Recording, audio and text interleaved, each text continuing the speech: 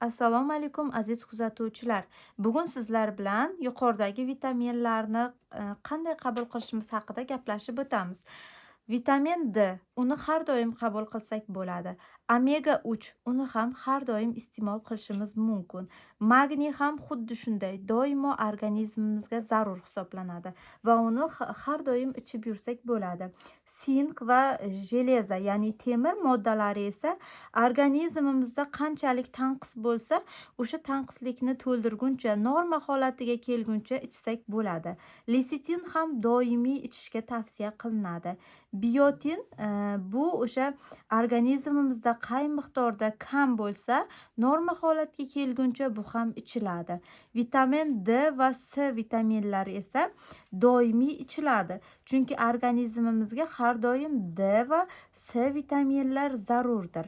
Vitamin B eng uzoq muddati 2 oy yoki 3 oy davomida iste'mol qilishimiz mumkin.